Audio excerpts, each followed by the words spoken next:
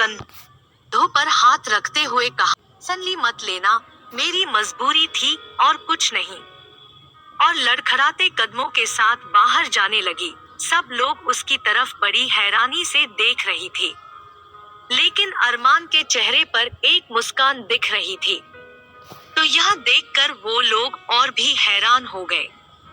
जब उन्होंने तनुजा को अरमान के जेब में 500 के 2 नोट रखते हुए देखा था, अरमान ने अपनी जेब से दोनों नोट निकाले और उन्हें देखने लगा और अपने असिस्टेंट की तरफ कर दिया। तो उसके असिस्टेंट ने वो नोट ले लिए और वही खड़े वेटर को देने ही वाला था कि अरमान ने उसकी तरफ एक तीखी नजर डाली और बोला, खबरदार, जो ये किसी को भी दिए चुपचाप से अपने पास रखो। तो असिस्टेंट डर गया और उन नोटों को संभाल कर रख लिया। अरमान उस तरफ देखने लगा जिधर से तनुजा गई थी। तनुजा लड़खड़ाते कदमों के साथ कॉरिडोर में चल रही थी। नेहा भी आज उसी क्लब में अपने दोस्त का बर्थडे मनाने आई थी। वो भी उस तरफ से बाहर ही जाने वाली थी, लेकिन जब उसने तनुजा को देखा तो उसके चेहरे के भाव बिल्कुल बदल गए। उसने रेड कलर की वेस्टर्न ड्रेस पहन रखी थी और उसके पास 2 बॉडीगार्ड और उसका असिस्टेंट था। वो रुककर तनुजा को देखने लगी तो उसके बॉडीगार्ड और असिस्टेंट भी रुक गया। वो तनुजा को देख रही थी जो इधर-उधर दीवार का सहारा लेकर चल रही थी। वह समझ गई कि उसने आज काफी ड्रिंक कर रखी है। यह देखकर उसके दिमाग में खुराफात आइडिया आया और उसने अपने एक बॉडीगार्ड से कहा, जाओ इसे बेहोश कर दो। उसके असिस्टेंट और बॉडीगार्ड पहले से ही तनुजा को जानते थे कि वह कौन है। उसके पास गई तनुजा को कोई एहसास नहीं था, वह इस वक्त पूरी तरह से नशे में थी। उसने तनुजा के गले पर जोर से अपना एक हाथ दे मारा, जिससे तनुजा संभल नहीं पाई और एकदम से बेहोश होकर जमीन पर गिर पड़ी। तो नेहा उसके के पास आई और उसे देखकर मुस्कुराते हुए अपने मन में ही बोली, मेरी प्यारी बहना, कितनी खराब किस्मत है तुम्हारी। अब कल से तुम्हारा नामोनिशान भी मैं मिटा दूंगी, जिससे तुम कभी भी एंटरटेनमेंट इंडस्ट्री का हिस्सा नहीं बन सकती। Just wait and watch. 20 minute बाद तनुजा को थोड़ा होश आने लगा और वह अपना सर पकड़कर हिलाने लगे और बोली, मेरे साथ क्या हुआ था? मेरा सर इतना भारी क्यों हो रहा है? और इधर उधर देखने लगी। वो बोली, आज मेरी किस्मत ही खराब है, मुझे शराब नहीं पीना चाहिए। और वह खड़ी होकर गेट की तरफ जाने लगी। दरवाजा हल्का सा खुला था। उसने देखा कि दरवाजे के बाहर नेहा एक आदमी के साथ खड़ी थी। वह उसे बोल रही थी, तुम्हें पता है ना कि क्या करना है? तो वह आदमी बोला, हाँ पता है, उसका रेप करना है। तो नेहा मुस्कुराने लगी और बोली, तुम्हारे पैसे तुम्हें मिल जाएंगे। जब तनुजा ने यह सुना तो उसके बिल्कुल होश उड़ गए। वह अपने कदमों को पीछे की तरफ करने लगी और समझ गई अगर वह बाहर गई तो पकड़ी जाएगी। उसने देख लिया था कि बाहर बॉडीगार्ड्स भी खड़े हुए हैं और वो यहाँ से बाहर बिल्कुल भी नहीं निकल सकती। वो इधर-उधर देखने लगे। उसे किसी भी तरह जल्दी से यहाँ से निकलना था। वो आदमी अंदर आ जाता तो वो खुद को नहीं बचा सकती थी, लेकिन उसे कोई रास्ता नहीं दिख रहा था। फिर उसने खिड़की की तरफ देखा। उसने झांक कर देखा कि वह खिड़की वही दूसरे कमरे की खिड़की के आसपास थी और उसकी किस्मत भी अच्छी थी कि सामने वाले कमरे की खिड़की भी खुली हुई थी। उसे ऊंचाई से काफी डर लगता था, लेकिन फिर भी वह जल्दी से उधर भागे और खिड़की से निकलकर उस खिड़की के रेलिंग को पकड़ने लगी। फिर वह थोड़ी देर में कामयाब हो गई और कूदकर दूसरे कमरे में चली गई। उसने पहले उस खिड़की को बंद किया, फिर जोर जोर से हाँफने लगी। वह अभी भी नशे में थी, लेकिन अब वो पूरी तरह से अंदर से टूट भी चुकी थी। वो कभी यह सोच भी नहीं सकती थी कि उसकी बहन के दिमाग में यह सब कभी आ भी सकता है। उसने सोचा पहले अपने चेहरे को धोकर खुद को फ्रेश करे। वो लड़खड़ाती हुई बाथरूम की तरफ जाने लगी। जैसे ही उसने बाथरूम का दरवाजा खोला, किसी की मजबूत बाहों ने उसे कसकर जकड़ लिया और दीवार से टीका दिया।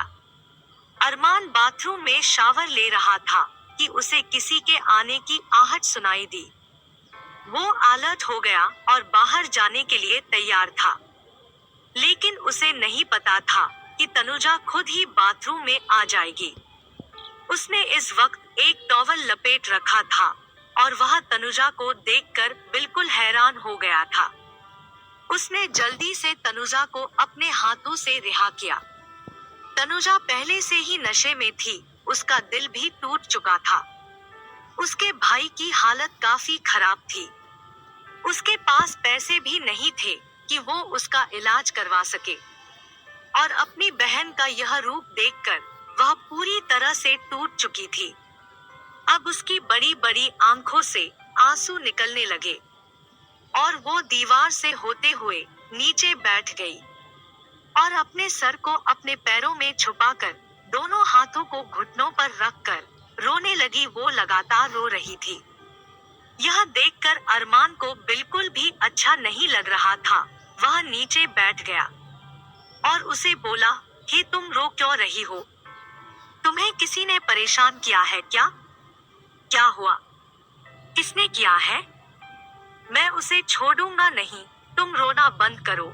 और उसकी बाहों को पकड़ लिया तो तनुजा ने अपने चेहरे को उठाकर उसकी तरफ देखा। उसका चेहरा रोने की वजह से लाल हो गया था और वह काफी क्यूट लग रही थी। अरमान उसे तीसरी बार देख रहा था, लेकिन वह उसे देखकर उसे ऐसा लगता था जैसे कि वह उससे पहली बार मिल रहा है। तनुजा ने उसके गले में हाथ डाल दिए और उसके चेहरे को अपने पास खींचा और उसे किस करने लगी। यह देखकर अरमान की आंखें एकदम से बड़ी हो गई। वो एकटक तनुजा को देखने लगा, जो अपनी आंखों को बंद करके किस कर रही थी।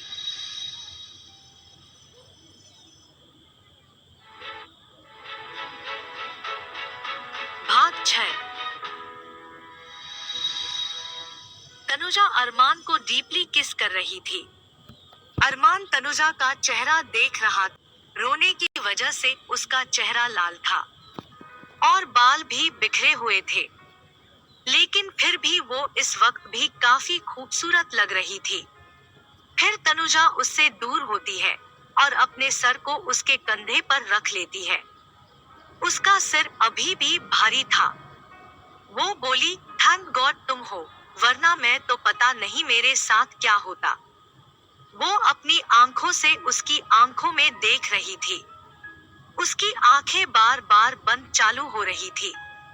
अरमान धीरे से उसके करीब गया तो तनुजा के होंठ कांपने लगे और उसने अपनी नजरों को नीचे कर लिया।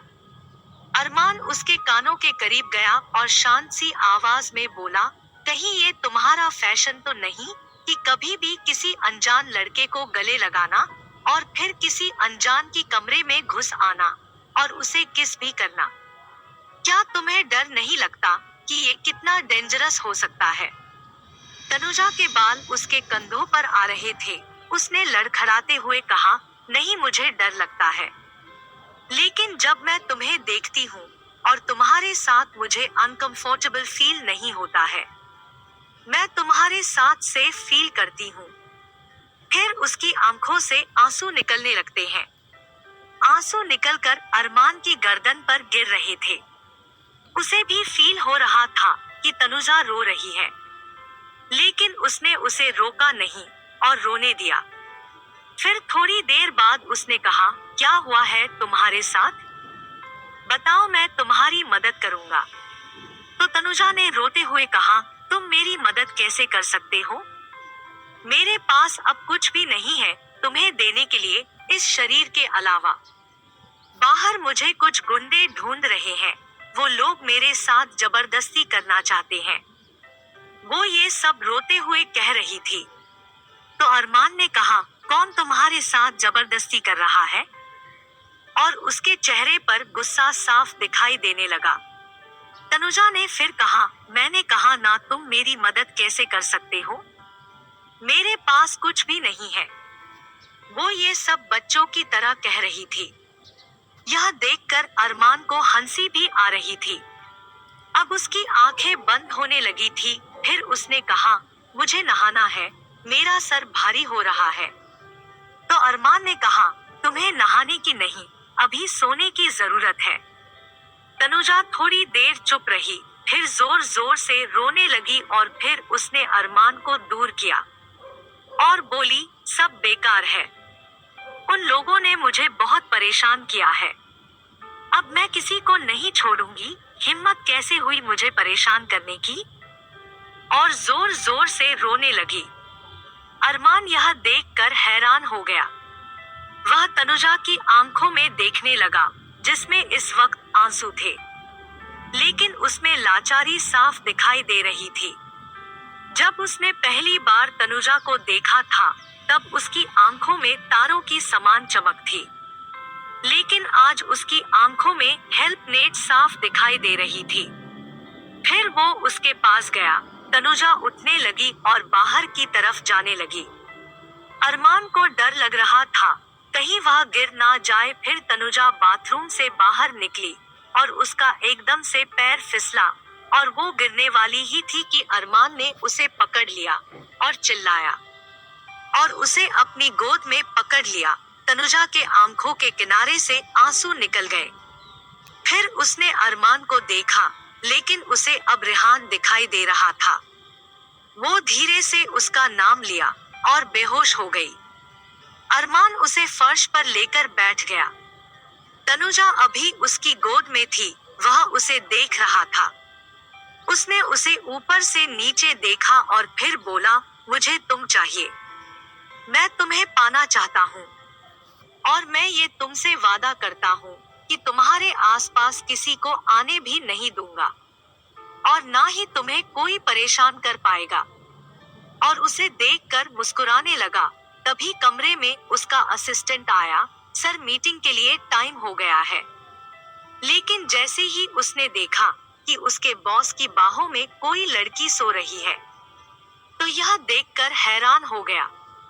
तो अरमान ने उसकी तरफ तिरछी निगाह डाली और अपने हाथ की उंगली को अपने होंठ पर रखकर इशारों में कहा, बिल्कुल चुप हो जाओ।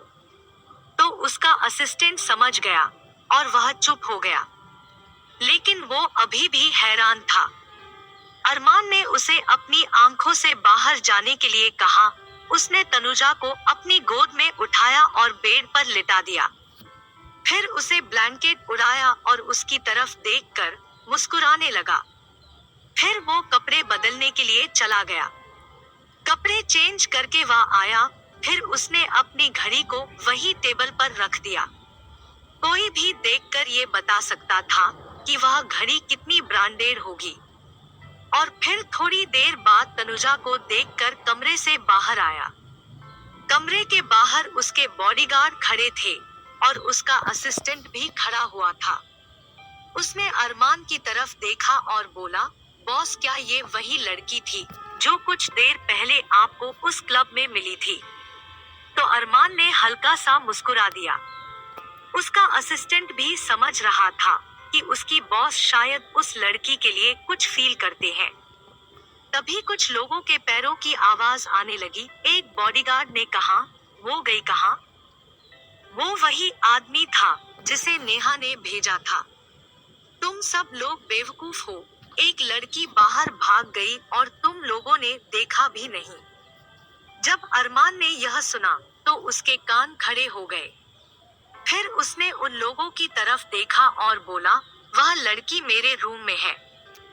जैसे ही उस आदमी ने अरमान को देखा, उसकी सिट्टी पिट्टी गुल हो गई। वो घबरा गया। अरमान अपने असिस्टेंट के साथ मीटिंग के लिए जाने लगा। उसके बॉडीगार्ड्स वही खड़े थे।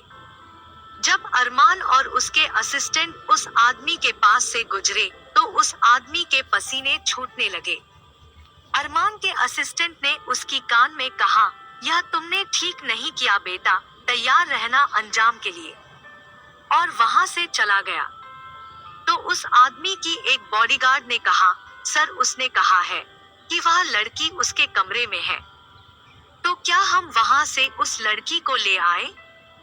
तो उस आदमी ने अपनी बॉडीगार्ड्स की तरफ देखा और एक जोर से लात मारी और बोला, क्या तुम जानते भी हो कि वह है कौन? वह इस बिजनेस इंडस्ट्री का बेताज बादशाह है। अगर उसने अपनी पलकें झपकाई ना, तो तुम्हें पता भी नहीं चलेगा कि तुम कहाँ गए। वो अच्छे से समझ गया था कि अरमान के बोलने का मतलब क्या था। अरमान यह कहना चाहता था कि वह लड़की मेरे कमरे में है। अगर किसी की भी हिम्मत है तो उसे वहां से लेकर जाए। वह अरमान को बहुत अच्छे से जानता था। वह ऐसे ही कोई बेताज बादशाह नहीं बन गया था।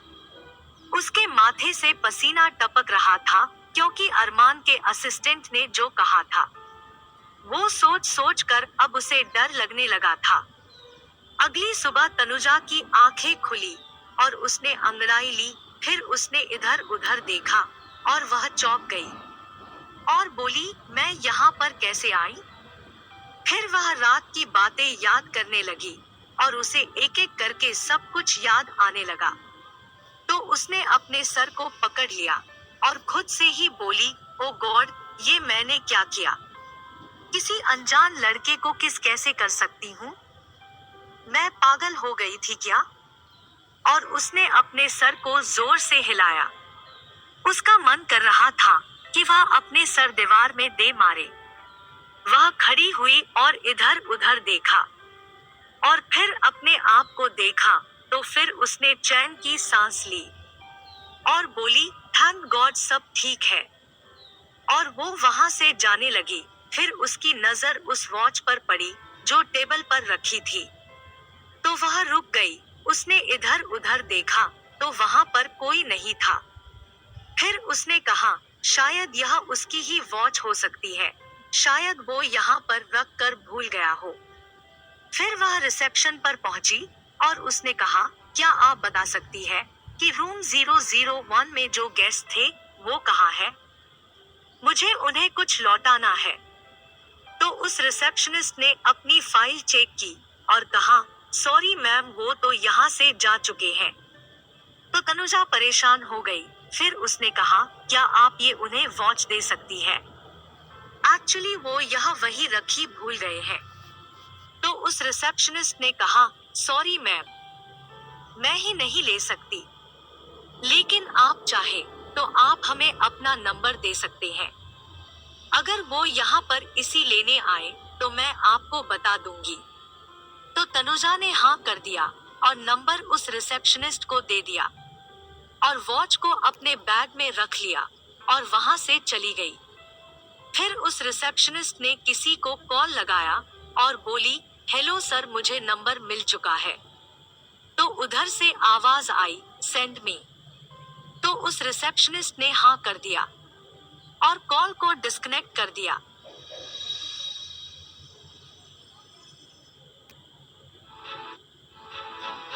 भाग 7। अरमान एक होटल के कमरे में बैठा हुआ था और उसके हाथ में फोन था और वह इस वक्त काफी खुश दिखाई दे रहा था। उसके होठों पर एक खूबसूरत स्माइल थी। वहीं तनुजा पहले अपने हॉस्टल गई। तनुजा डांसिंग और सिंगिंग के साथ ही एक्टिंग का कोर्स भी कर रही थी। उसके पास ज्यादा पैसे नहीं होते थे, जिसके कारण वो हॉस्टल में रहती थी। वहां से वो कपड़े बदलकर हॉस्पिटल चली गई। वो कमरे के बाहर खड़ी होकर अंदर देख रही थी, जहां पर उसका भाई लेटा हुआ था। उसकी आंखों से आंसू झलक आए और उसने अपना सर झुका लिया क्योंकि उसकी मदद करने वाला कोई नहीं था और वो समझ नहीं पा रही थी कि वह इतने सारे पैसे कहां से लाए। वो अपने भाई को ऐसी हालत में नहीं दे पा रही थी, लेकिन वह खुद को संभल कर अंदर गई। तो विराज सो रहा था। उसने अपनी आंखें खोली और दरवाजे की तरफ देखने लगा। फिर उसके चेहरे पर स्माइल आ गई और उसने धीरे से कहा, दीदी। तो तनुजा मुस्कुराए और पास में आकर वहां पर रखी हुई चेयर पर बैठ गई और साथ में लाए हुए फ्रूट्स को टेबल पर रखा और उन्हें काटने लगी और बोली, अब ठीक है ना विराज? तो विराज बोला, हाँ दी, मैं ठीक हूँ। वैसे क्या आज भी रेहान भाई नहीं आए? तो तनुजा के फ्रूट्स काटते हुए हाथ रुक गए और वो उसकी तरफ देखने लगी। फिर बोली, नहीं, वो अभी भी काम में बहुत बिजी है, इसलिए वो टाइम नहीं निकाल पाता है, लेकिन वो तुमसे मिलने जरूर आएगा। तनुजा ने रेहान के बारे में अभी विराज को कुछ नहीं बताया था। वैसे विराज जानता था कि उसकी बहन रेहान से बहुत प्यार करती है, लेकिन उसे यह नहीं पता था कि उसका ब्रेकअप पहले ही हो चुका है, क्योंकि उसकी तबीयत ज्यादा खराब रहती थी। इसलिए तनुजा नहीं चाहती थी कि वह और टेंशन ले, इसलिए वह हमेशा झूठ बोलती रहती थी, लेकिन वह भी अंदर ही अंदर परेशान हो जाती थी। उसने फ्रूट्स को काटकर विराज को दिया और बोली, अब तू इसे खा ले। तभी उसका फोन रिंग हुआ। जब उसने कॉलर आईडी चेक की तो इशिता का था, तो उसने झट से कॉल को पिक किया और बोली, हाँ हेलो। तो उधर से इशिता की आवाज आई, यार तनुजा, तू अभी तक इंटरव्यू के लिए क्यों नहीं आई है? मैं तेरा कब से वेट कर रही हूँ और अब सिर्फ 40 मिनट बचे हैं। इंटरव्यू शुरू होने में यार कहाँ रह गई है?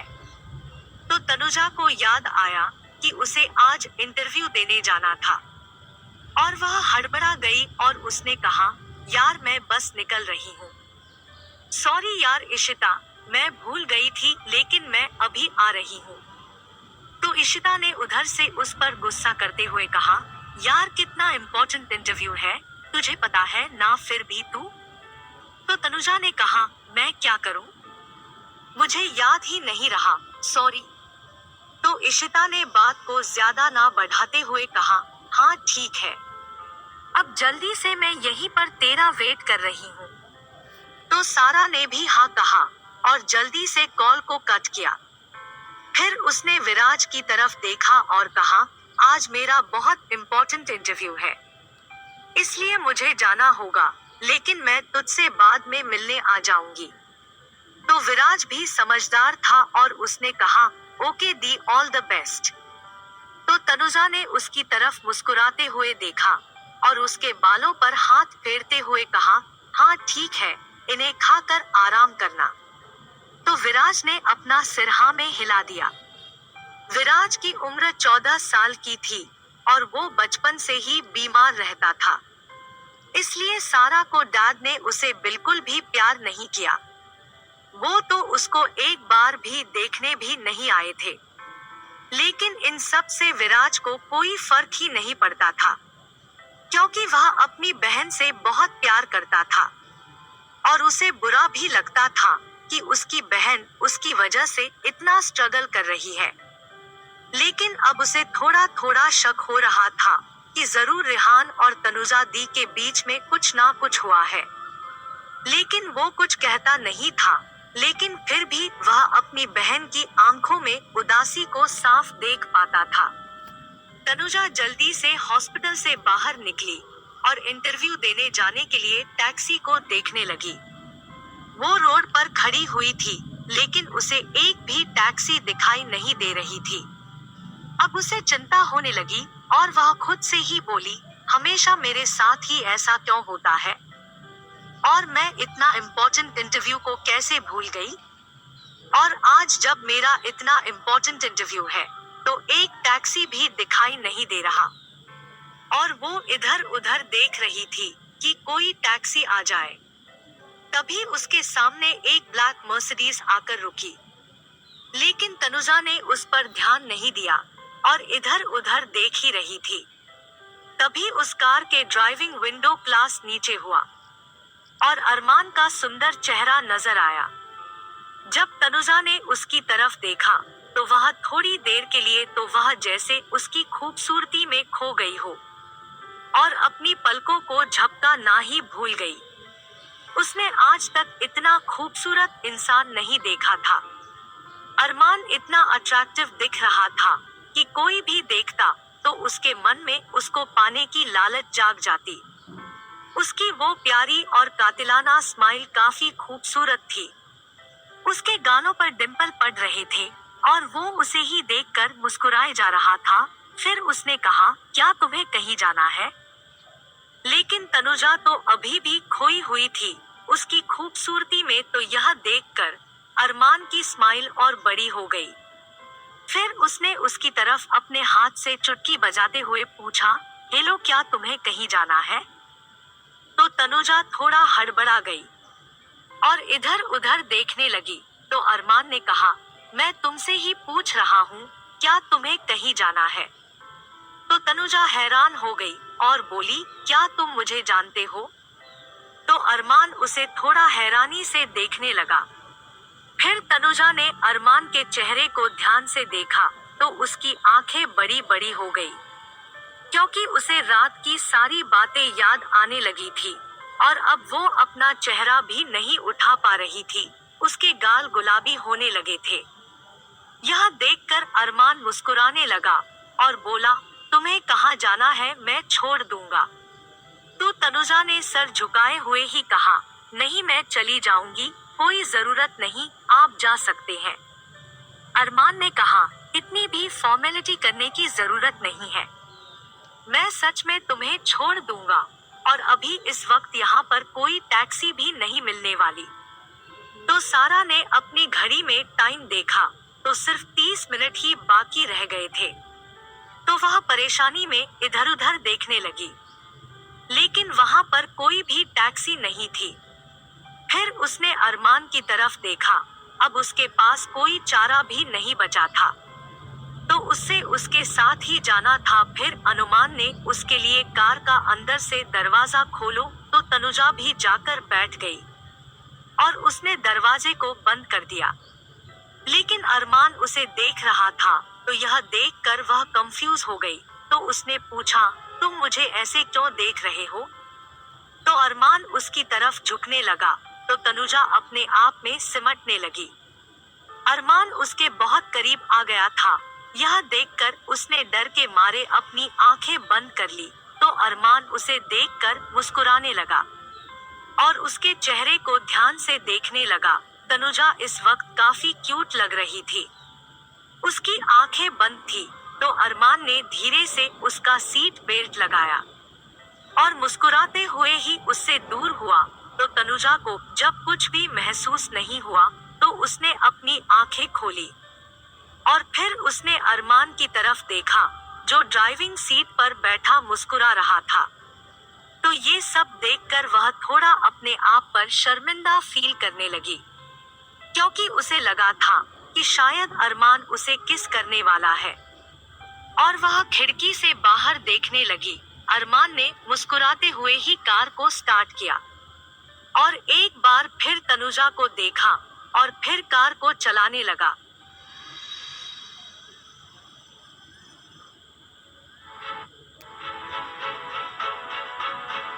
भाग 8। अरमान कार को ड्राइव कर रहा था और तनुजा शांत बैठी थी। अरमान की तरफ देखा तो अरमान ने व्हाइट टी शर्ट और ब्लैक पैंट पहन रखा था। उसने अपनी बाहों की स्लीव्स को कोहनी तक फोल्ड कर रखा था, जिसके कारण उसकी एल्बो साफ दिखाई दे रही थी।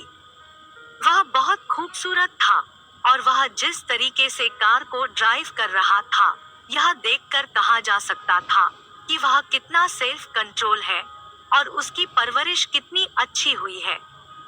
वह सोच रही थी कि पता नहीं वह उसके बारे में क्या सोच रहा होगा, लेकिन पता नहीं क्यों जब भी तनुजा उसके सामने आती थी तो उल्टी सीधी हरकतें करने लगती थी।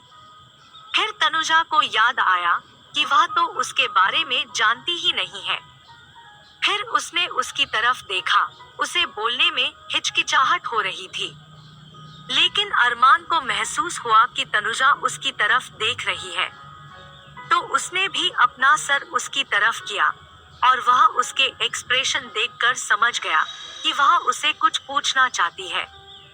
तो उसने शांत लहजे में कहा, तुम क्या पूछना चाहती हो? तो तनुजा इधर उधर देखने लगी लेकिन फिर उसने पूछ ही लिया, तुम्हारा नाम क्या है? जब अरमान ने यह सुना तो वह थोड़ा हैरान हो गया और अपनी बड़ी बड़ी आंखों से उसे देखने लगा और मन में बोला, क्या सच में इसे मेरा नाम भी नहीं पता? तो फिर तो यह जानती ही नहीं होगी कि मैं कौन हूँ। और खुद में ही मुस्कुराने लगा। जब तनुजा ने उसे ऐसे देखते और मुस्कुराते हुए देखा तो वह कंफ्यूज हो गई और कंफ्यूजन के साथ उसे देखने लगी। तो अरमान ने देखा कि तनुजा सच बोल रही थी। उसे सच में उसके बारे में कुछ भी नहीं पता था। उसकी आंखों में मासूमियत साफ दिखाई दे रही थी। फिर उसने अपना फोकस ड्राइविंग पर किया और मन में बोला, तनुजा, मुझे इतनी मासूमियत से मत देखो, वरना मैं खुद को कंट्रोल नहीं कर पाऊंगा। और सामने की तरफ देखते हुए कहा, मेरा नाम अरमान है। उसके चेहरे पर एक स्माइल थी, लेकिन तनुजा को समझ नहीं आया कि वह हंस क्यों रहा था। लेकिन फिर वह शांत बैठ गई और उसने कुछ नहीं पूछा। 15 मिनट बाद दोनों उस लोकेशन पर पहुंच गए जहां पर इंटरव्यू होने वाला था। फिर तनुजा ने जल्दी से अपनी घड़ी में टाइम देखा, जिसमें इंटरव्यू शुरू होने सिर्फ 15 मिनट बाकी रह गए थे। तो वह जल्दी से सीट बेल्ट खोलकर कार से बाहर निकली और उसने अरमान को जल्दी से थैंक यू बोला और अंदर की तरफ भागी। अरमान कार में बैठा उसकी इन हरकतों को देखकर हंस रहा था। तभी 2 ब्लैक कार उसके पास आकर रुकी और उसके बॉडीगार्ड और असिस्टेंट बाहर निकले। फिर अरमान भी ड्राइविंग सीट का दरवाजा खोलकर एक किंग की तरह बाहर निकला और कार के बैक सीट की तरफ गया। उसके चेहरे पर अभी भी मुस्कान ही थी, जो कहां खड़ी बॉडीगार्ड्स ने भी देखी। तो एक बॉडीगार्ड ने जल्दी से उसके लिए दरवाजा खोला और अरमान उसमें जाकर बैठ गया। तो उसका असिस्टेंट भी उसी कार में ड्राइविंग सीट के बगल वाली सीट पर बैठ गया और उसने लैपटॉप को अरमान की तरफ बढ़ा दिया। अरमान ने लैपटॉप को पकड़ा और फिर उसके एक्सप्रेशन सीरियस हो गए। उसके असिस्टेंट राघव ने कहा, बॉस, हमारी मीटिंग भी यही बगल वाली बिल्डिंग में है। तो अरमान ने अपना सिर हाँ में हिला दिया। फ्लैशबैक। अरमान अपनी मीटिंग के लिए जा रहा था। वह बीच वाली कार में बैक सीट पर बैठा हुआ था और उसके आगे पीछे भी 2 कार चल रही थी और वह अपने लैपटॉप पर काम कर रहा था। तभी राघव ने कहा, बॉस, क्या ये तनुजा मैडम है? जैसे ही अरमान ने तनुजा का नाम सुना, उसकी अंगुलियां जो लैपटॉप पर चल रही थी वह एकदम से रुक गई। फिर उसने उस तरफ देखा जिस तरफ राघव ने इशारा किया था। वहां पर तनुजा खड़ी थी, जो देखने में काफी परेशान दिख रही थी और बार बार अपनी घड़ी को चेक कर रही थी। तो अरमान ने कहा, स्टॉप द कार। जैसे ही अरमान ने यह कहा तो ड्राइवर ने कार को रोक दिया और फिर आगे और पीछे की गाड़ियां भी रुक गई। फिर अरमान ने विंडो को नीचे किया और तनुजा को देखा। फिर उसके चेहरे पर एक हल्की सी मुस्कान दिखने लगी। उसका असिस्टेंट उसे ही देख रहा था। अब उसे भी पूरा यकीन हो गया था कि यही लड़की उनके होने वाली लेडी बॉस होंगी और वह भी मुस्कुरा उठा।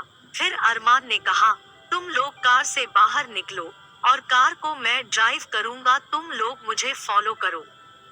तो जैसा कि अरमान ने कहा, उन लोगों ने भी वैसा ही किया और अरमान कार को लेकर तनुजा के पास चला गया। तभी एक बॉडीगार्ड ने राघव से पूछा, यह लड़की कौन है? तो राघव ने मुस्कुराते हुए कहा, हमारी होने वाली लेडी बॉस। तो सब लोग राघव को हैरानी से देखने लगे। तो राघव ने कहा, अब मुझे देखना बंद करो, बॉस ने जो कहा है वह करो। और सब लोग कार में जाकर बैठ गए। Present time. फिर वह तीनों गाड़ियां वहां से जाने लगी। तनुजा अंदर जा ही रही थी कि उसे याद आया कि उसे तो अरमान की वॉच लौटाने थी और वह जल्दी से बाहर भागी। लेकिन जब तक वह बाहर आई तब तक वहां से वह लोग जा चुके थे। तो वह थोड़ा मायूस हो गई। लेकिन उसने खुद से ही कहा, अगली बार मिलेगा तो जरूर वापस कर दूंगी। तभी उसे एक आवाज आई, तनुजा। तो तनुजा ने अपना सर उठाकर देखा, तो इशिता खड़ी थी। उसने कहा, यार इतनी लेट कैसे हो गई? तो तनुजा ने कहा, टैक्सी नहीं मिल रही थी, तो बहुत देर बाद किसी से लिफ्ट लेकर यहाँ पर आई। तो इशिता ने उसे खींचते हुए कहा, ठीक है, अब आ तो गई, अब चलो जल्दी से, इंटरव्यू शुरू होने ही वाला है। तो तनुजा ने भी हाँ में सिर हिलाया और वह भी उसके साथ जाने लगी। इशिता तनुजा को लेकर ड्रेसिंग रूम में पहुंची। वहां पर और भी लड़कियां थी जो यहाँ पर आई हुई थी। तो फिर इशिता ने कहा, मैं तेरा बाहर वेट कर रही हूँ, तब तक तू चेंज कर ले। तो तनुजा ने भी हाँ कहा और इशिता बाहर चली गई। तनुजा आज डांस परफॉर्मेंस करने वाली थी। वीपी एक मूवी का इंटरव्यू देने आई थी जिसमें एक लड़की डांसर होती है, इसलिए तनुजा ने भी डांसिंग ही चुना था। वह चेंजिंग रूम से बाहर निकली और इधर उधर इशिता को खोजने लगी। तभी उसने देखा कि एग्जिट गेट से दो लोग आ रहे थे, और जब उसने उन्हें देखा तो उसे अपनी किस्मत पर ही रोना आ गया, क्योंकि वह और कोई नहीं, पहला रेहान मेहरा और दूसरा अहान चतुर्वेदी था। तो ये देखकर उसे रोने का मन कर रहा था, क्योंकि वह कितनी आस लेकर यह इंटरव्यू देने आई थी, लेकिन उसे ऐसी कभी नहीं लगा था कि उसके साथ उसकी किस्मत ऐसा खेल खेलेगी। तभी उन दोनों की नजर भी तनुजा पर पड़ी। रेहान ने जब तनुजा को देखा तो उसकी आंखों में गुस्सा दिखाई देने लगा, लेकिन जब अहान ने तनुजा को देखा तो उसकी आंखों में डर साफ दिखाई देने लगा। लेकिन तनुजा को तो लग रहा था कि वह अब तो गई, क्योंकि आज के जज भी शायद यही दोनों होंगे। तभी अहान तनुजा की तरफ गया। तनुजा को लग रहा था कि कल रात उसने अहान को पीट दिया था, तो कहीं यह बदला लेने के लिए उसे इंटरव्यू से पहले ही ना निकाल दे। लेकिन उसे यह आश्चर्य हो रहा था कि अभी तक अहान ने कुछ भी नहीं किया था, जबकि अगर उसके साथ कोई कुछ कर देता था तो वह उसे छोड़ता नहीं था। अहान उसकी तरफ गया और वह काफी घबराया हुआ दिख रहा था। फिर उसने तनुजा से कहा, हेलो। तनुजा यह सुनकर हैरान हो गई। वह यहाँ से निकल जाना चाहती थी, लेकिन जब अहान ने इतने शांत भाव से यह कहा तो वह चौंक गई और अहान की तरफ बड़ी बड़ी आंखें करके देखने लगी। अहान ने कहा, हेलो मिस तनुजा, क्या आप भी यहाँ पर व्हाइट स्वान के कास्ट में शामिल होने के लिए आई है? मुझे पूरा यकीन है कि आप जरूर शामिल हो जाएंगी। All the best. वह इतनी शांत भाव के साथ बोल रहा था कि तनुजा तो अभी भी शौक के मारे खड़ी हुई थी। अहान को जब कल रात यह पता चला था कि वह अरमान कपूर की गर्लफ्रेंड है, तो उसके पैरों के नीचे से जमीन खिसक गई थी। लेकिन अब वो तनुजा के साथ अच्छी बॉन्डिंग बनाना चाहता था, ताकि वह अरमान के साथ भी अपनी कंपनी को आगे बढ़ा सके। लेकिन रेहान ने जब अहान को तनुजा के साथ ऐसे प्यार से बात करते हुए देखा तो वह तनुजा को गिरी हुई नजरों से देखने लगा, क्योंकि वह अहान चतुर्वेदी को बहुत अच्छे से जानता था और अहान ने एक बार उससे कहा था कि वह तनुजा के साथ अपनी रातों को रंगीन करना चाहता है। उसे लगा शायद तनुजा और अहान के बीच कुछ हुआ है, तो वह तनुजा को बिगड़ी हुई लड़की के रूप में देखने लगा।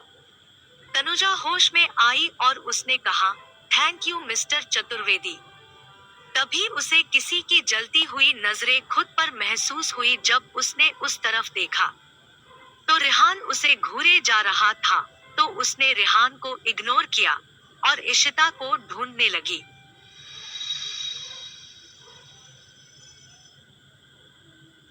9।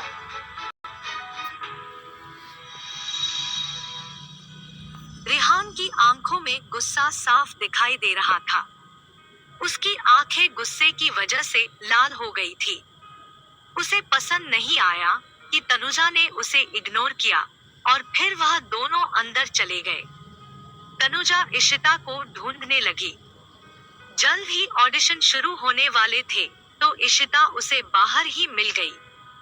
वह शायद किसी से कॉल पर बात कर रही थी और वह काफी परेशान भी लग रही थी, तो तनुजा उसके पास गई और पूछा, क्या हुआ इशिता?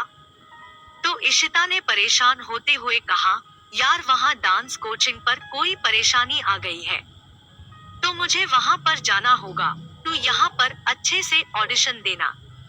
तो तनुजा ने कहा, ठीक है मैं दे दूंगी, तू बस वहाँ पर जा और देख कि क्या हुआ।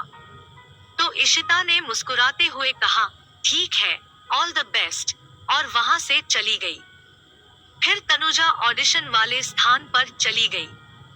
ऑडिशन खुले आसमान के नीचे हो रहा था और वहाँ पर एक बड़ी सी स्टेज थी। स्टेज के सामने की ओर 3 बड़ी बड़ी चेयर्स रखी हुई थी। वह चेयर्स जजों के लिए थी। सभी कैंडिडेट आकर खड़े हो गए। उनमें तनुजा भी थी। फिर तीनों जज भी वहां पर आ गए। उनमें से रेहान बीच वाली चेयर पर जाकर बैठ गया और राइट साइड में आहान चतुर्वेदी और लेफ्ट साइड में विमल शर्मा। वह एक मूवी डायरेक्टर थे। फिर ऑडिशन स्टार्ट हुआ। सबसे लास्ट नंबर तनुजा का ही था। जब तनुजा स्टेज पर आई तो उसे देखकर रेहान को वापस गुस्सा आने लगा। उसकी आंखें अंगारे उगल रही थी। तनुजा ने उसे देखा। वह मन ही मन में बोली, हे भगवान, मुझे यह ऑडिशन पास करा देना प्लीज। मेरे लिए इस मूवी में कास्ट करना बहुत जरूरी है, क्योंकि उसके भाई का जल्द ही ऑपरेशन होने वाला था। अगर पैसे नहीं मिले तो ना जाने क्या हो जाए। आहान ने उसकी तरफ देखकर थम्स अप का इशारा किया, तो तनुजा ने सिर्फ मुस्कुरा दिया। यह देखकर रेहान को और गुस्सा आ गया और उसकी हाथ की मुट्ठी विच गई, लेकिन उसने चेहरे से जाहिर नहीं होने दिया। फिर एक गाना प्ले हुआ और तनुजा ने गहरी सांस लेकर सब कुछ छोड़कर अपने डांस पर फोकस किया। वहीं पास की बिल्डिंग में अरमान सबसे ऊपर वाले फ्लोर पर मीटिंग रूम में बैठा हुआ था। उस मीटिंग रूम की दीवार ग्लास की बनी हुई थी, जिसके कारण वहां से सब कुछ देखा जा सकता था। उसकी एकदम से नजर नीचे की तरफ गई तो उसने देखा कि तनुजा डांस परफॉर्म कर रही है, तो वह उसे देखने लगा। यह देखकर वहां पर बैठे हुए सभी लोग भी वही देखने लगे, क्योंकि किसी की भी इतनी हिम्मत नहीं थी कि वह उससे कुछ भी बोल सके। उन्होंने किसी लड़की को डांस परफॉर्म करते देखा, फिर एक दूसरे को देखने लगे। तनुजा का डांस इतना अच्छा और खूबसूरत था कि सब लोग उसे देखते ही रह गए। उन लोगों की तनुजा से नजर ही नहीं हट पा रही थी। अरमान उसे देख रहा था। फिर उसके चेहरे पर एक मुस्कान आ गई। थोड़ी देर बाद परफॉर्मेंस खत्म हुई तो अरमान वापस से मीटिंग में लग गया और बोला, तो ठीक है, मीटिंग ओवर, और अपना ब्लेजर लेकर वहां से जाने लगा। तो यह देखकर सब लोग खुश हो गए, क्योंकि उन्हें लग रहा था कि अरमान उनके साथ कोई भी कॉन्ट्रैक्ट नहीं करेगा। लेकिन अरमान ने इस कॉन्ट्रैक्ट को एक्सेप्ट कर लिया था। वही तनुजा का डांस देखकर सभी लोग हैरानी से उसे ही देख रहे थे। तभी क्लैपिंग करने की आवाज आई और फिर जोर जोर से तालियां बजने लगे। यह देखकर तनुजा को काफी खुशी हो रही थी। वह डांस की वजह से थक चुकी थी, इसलिए वह बड़ी लंबी लंबी सांसें ले रही थी और उसने झुककर सबको ग्रीट किया। फिर वहां पर बैठे हुए दोनों जजों ने तनुजा को 10 में से 10 मार्क्स दिए, लेकिन रेहान उसे ही देख रहा था। फिर उसने कहा, मैं थोड़ी देर बाद मार्क्स दूंगा, और वहां से खड़ा होकर चला गया। तो किसी ने कुछ नहीं कहा, लेकिन तनुजा समझ गई कि अब रेहान उसे इस मूवी में काम नहीं करने देगा, जिसके कारण उसके चेहरे पर दुखी के भाव आ गए। फिर तनुजा चेंजिंग रूम में चली गई और वापस कपड़ों को चेंज करके आई। और वह ऑडिशन वाली जगह पर जा ही रही थी कि तभी कोई उसकी कमर को पकड़कर दीवार से टिका देता है। यह देखकर तनुजा घबरा जाती है। फिर वह अपना सर उठाकर देखती है तो वह रेहान था, जो उसकी तरफ गुस्से में देख रहा था। और फिर बोला, कौन सा खेल खेल रही हो तुम? जब मैंने तुम्हें ऑफर दिया तब तो तुमने उसे एक्सेप्ट नहीं किया। तब तो बड़ी सती सावित्री बनी फिर रही थी। फिर अब क्या हुआ? कैसा लगा तुम्हें किसी गैर मर्द के साथ रात गुजारकर? वह आगे कुछ कहता उससे पहले ही कॉरिडोर में एक जोरदार थप्पड़ पड़ने की आवाज गूंजी। तनुजा ने रेहान को जोरदार थप्पड़ दिया था। तनुजा उसे ऐसे देख रही थी जैसे कि वह उसे जानती ही ना हो। तो तनुजा ने उसे गुस्से में कहा, छी रेहान, तुम ऐसा कह भी कैसे सकते हो? मैंने कभी नहीं सोचा था कि तुम मेरे बारे में यह सोचोगे। तो रेहान ने उसकी तरफ गुस्से में देखा और बोला, यह चाले चलना तुम कब बंद करोगी? तनुजा, क्या तुम उस अहान चतुर्वेदी के साथ नहीं सोई? तो फिर से एक थप्पड़ की आवाज गूंजी और फिर तनुजा ने खुद पर ही हंसते हुए कहा, ओ रियली चाले? और वो हंसने लगी। तो रेहान उसे अभी भी गुस्से में देख रहा था। तनुजा ने कहा, चाले मैं नहीं, तुम चल रहे थे मेरे साथ। तुम और नेहा ने मिलकर मेरी जिंदगी को बर्बाद कर दिया। उसने रेहान का कॉलर पकड़ लिया और कहा, मैंने तुमसे प्यार किया था, लेकिन तुमने क्या किया? मुझे ही धोखा दे दिया। और अब तुम मुझ पर इतना घटिया इल्जाम लगा रहे हो। तुम ऐसा सोच भी कैसे सकते हो? और उसे जोर से धक्का दिया, जिससे रेहान थोड़ी दूर हो गया। तनुजा की आंखों में अब नमी तैरने लगी थी और वो वहां से जाने लगी तो रेहान ने वापस से उसे पकड़ लिया और उस पर चिल्लाते हुए कहा, तुम्हें क्या लग रहा है कि मैं तुम्हारी बातों पर विश्वास करूंगा? नहीं, बिल्कुल नहीं। मैं अच्छे से जानता हूँ कि तुम एक शातिर लड़की हो। और क्या कहा तुमने? मैंने तुम्हें धोखा दिया? तो यह बताओ कि तुम उस दिन वहां पर टाइम पर क्यों नहीं आई थी? या फिर उस दिन भी तुम किसी और के साथ रणलिया बना रही थी? और उसकी बाहों पर उसकी पकड़ मजबूत हो गई, जिससे तनुजा की आंखों से आंसू गिरने लगे। उसने कहा, छोड़ो मुझे रेहान, मुझे दर्द हो रहा है। लेकिन रेहान ने कोई ध्यान नहीं दिया। और फिर उसने कहा, तुम्हें पैसे चाहिए ना? ठीक है, मैं तुम्हें 10 मिनट देता हूँ। और 10 मिनट के 10 लाख। बस मुझे खुश करके दिखाओ। और वो उसकी तरफ बढ़ने लगा। अब तनुजा का गुस्सा चरम सीमा पर पहुंच चुका था और उसने रेहान को जोर से धक्का दिया और गुस्से में चिल्लाई, रेहान, तुम इतनी घटिया बात सोच भी कैसे सकते हो? अब उसकी आंखों से आंसू झरने की तरह बहने लगे थे। तो रेहान ने गुस्से से उसे पकड़ा और बोला, ओ वाओ, मेरी सोच घटिया है? तो तुम क्या हो? तुम भी तो एक गिरी हुई औरत ही हो ना, जो अपना गुजारा दूसरों के साथ सोकर करती है।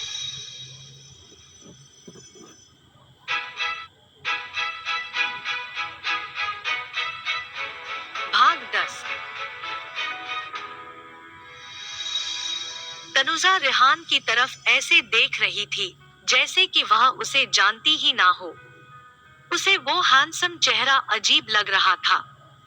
वह कभी नहीं सोच नहीं सकती थी कि रेहान उसके बारे में कभी ऐसा भी बोल सकता है। तनुजा चिल्लाते हुए बोली, रेहान छोड़ो मुझे। लेकिन रेहान ने उसे और कस कर पकड़ लिया और रेहान उसको जबरदस्ती पकड़कर उसे किस करने के लिए आगे बढ़ा तो तनुजा ने अपना चेहरा दूसरी तरफ कर लिया। अब रेहान की सांसें तनुजा के गले पर महसूस हो रही थी। उसने तनुजा के कान के पास जाकर कहा, तुम्हें पैसों की जरूरत है ना? मैं तुम्हें 10 लाख नहीं, 1 करोड़ दूंगा। बस तुम आधे घंटे के लिए मेरे साथ सो जाओ और मुझे खुश करो। और वैसे भी मैं जानता हूँ कि इस इंडस्ट्री के काफी लोग तुम्हारी इस खूबसूरती को देखकर तुम्हारे साथ सोना चाहते हैं।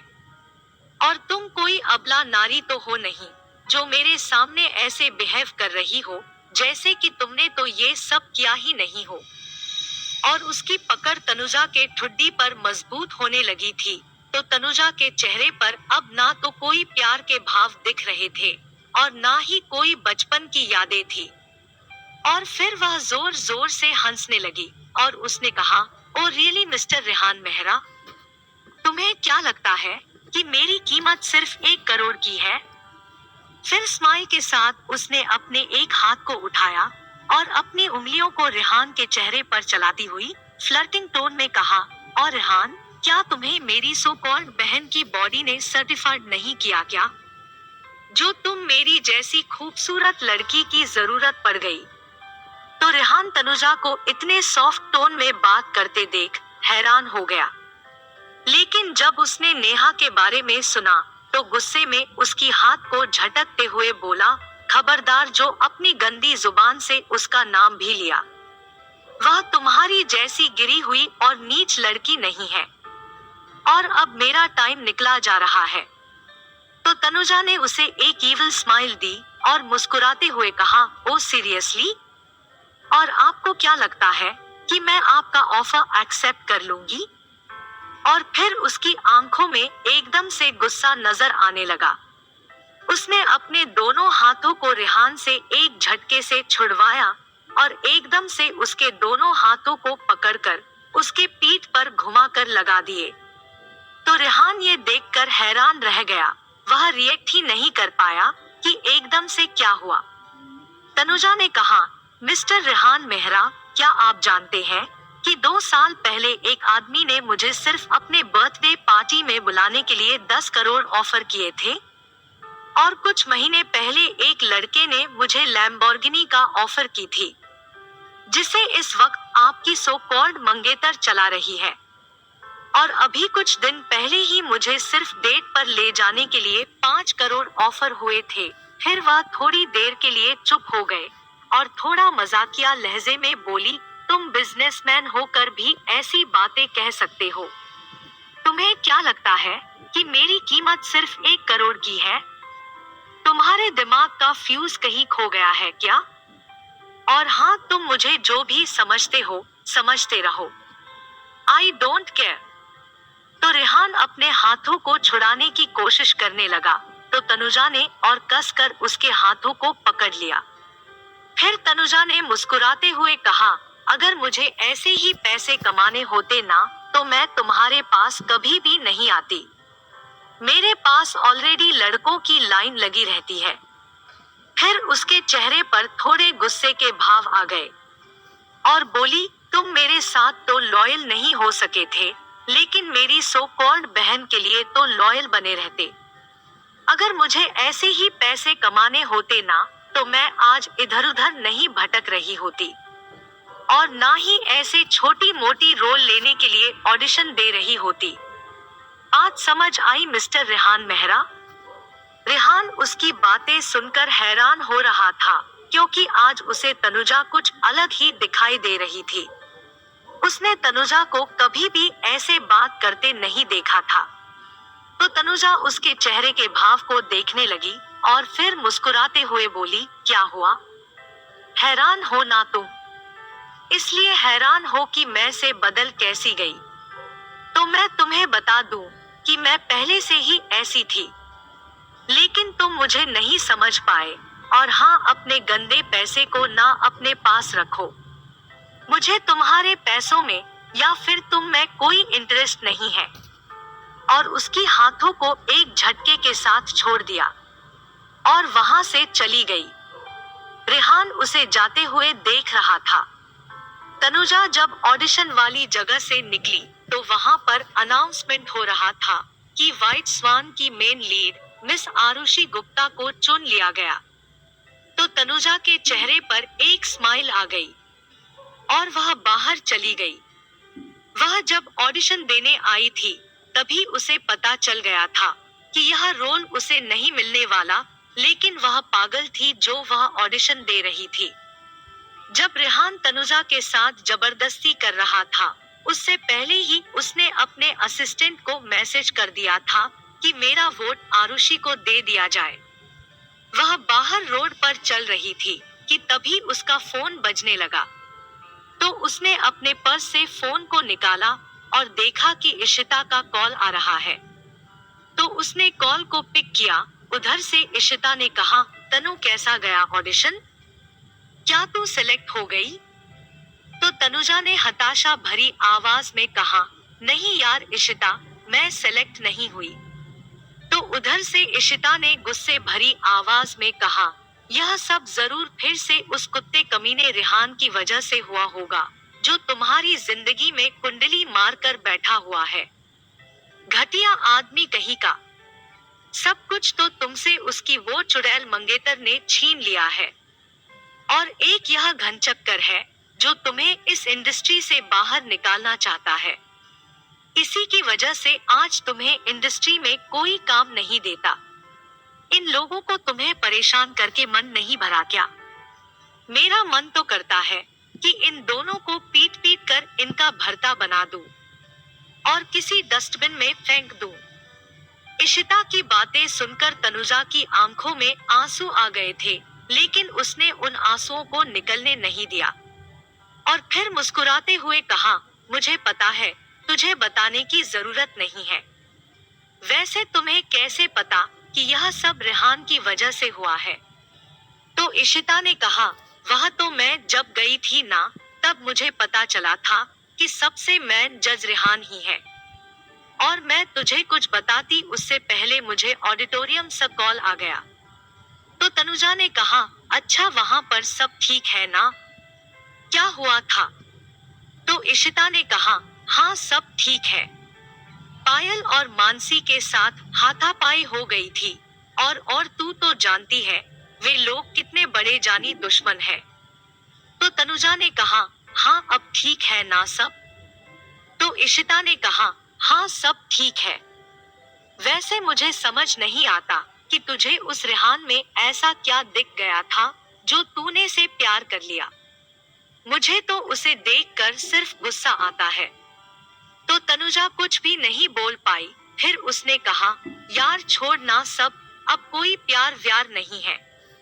तो इशिता ने बात को बदलते हुए कहा, हाँ शाम को मेरे बॉयफ्रेंड की बर्थडे पार्टी है, तो उसमें तुम्हें भी मेरे साथ चलना है। तो तनुजा ने कहा, नहीं मैं नहीं आ रही हूँ। तो इशिता ने गुस्से में कहा, क्यों नहीं आ रही हो? तुम्हें आना पड़ेगा और मैं कुछ भी नहीं सुनना चाहती। शाम को रेडी हो जाना, ठीक है? और तनुजा की बात को सुने बिना ही जल्दी से कॉल को डिस्कनेक्ट कर दिया। तो तनुजा ने खुद से ही कहा, यह लड़की भी ना बहुत जिद्दी है, अपनी बातों को मनवा कर ही छोड़ती है। और फिर वह मुस्कुराने लगी और वह हॉस्पिटल चली गई।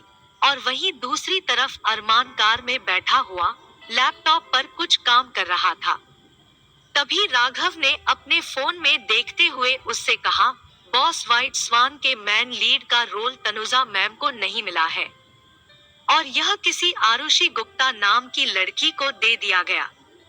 तो जब अरमान ने तनुजा का जिक्र सुना तो उसकी अंगुलियां जो लैपटॉप पर चल रही थी वह एकदम से रुक गई। और फिर उसने राघव को देखा और फिर उसने अपने पास ही रखे हुए फोन को उठाया और किसी को कॉल किया।